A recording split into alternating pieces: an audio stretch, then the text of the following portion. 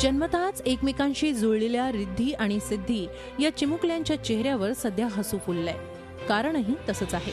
पोट आणि पायातून एकमेकींच्या शरीराला चिकटलेल्या या दोघींना गेल्या वर्षी 17 जानेवारीला वाडिया हॉस्पिटलमध्ये तब्बल 20 डॉक्टरांच्या टीमनं आपलं कौशल्य पणाला लावून वेगळं केलं. त्यानंतर त्यांच्यावर सतत सुरू असणाऱ्या उपचारांमुळे त्यांची वाढही इतर मुलांप्रमाणे होऊ लागली. शिवाय बसल्या जागेवरून त्या पुढे सरकायला लागल्या. या दोघींवर सुरू असणाऱ्या फिजिओथेरपीमुळे त्यांच्या पायात ताकद आली आहे आणि आता त्या उभ्याही राहायला लागल्या. त्या थोड्या मोठ्या झाल्यावर म्हणजे साधारण 7-8 महिन्याच्या झाल्या, साधारण 5 ते 6 किलोच्या झाल्यावर आम्ही दुसरी मेजर सेपरेशनची म्हणजे त्यांना वेगळं करायची स्टेज केली.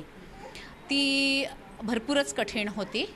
म्हणजे साधारण आम्हाला 6 ते 8 तास लागले आणि माझ्यासोबत मला भरपूर टीम घ्यायला लागली. पनवेलमध्ये बिगारी काम करणाऱ्या पवार दाम्पत्याला 6 मे 2013 मध्ये या सयामी जुळ्या मुली झाल्या. आधीच गरिबी आणि त्यामध्ये या मुलींची अशी अवस्था. सुदैवाने एका स्वयंसेवी संस्थेच्या मदतीनं या चिमुरड्यांना वाडिया हॉस्पिटलमध्ये आणण्यात आलं.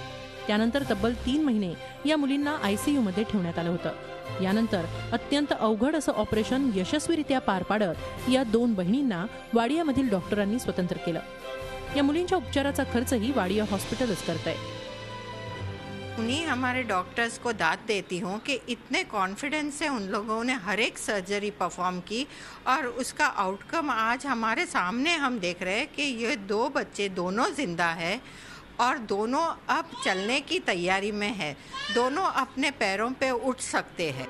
रिद्धी आणि सिद्धी या दोघींचा वाडिया हॉस्पिटलमधल्या डॉक्टरांना आणि कर्मचाऱ्यांनाही लळा लागलाय.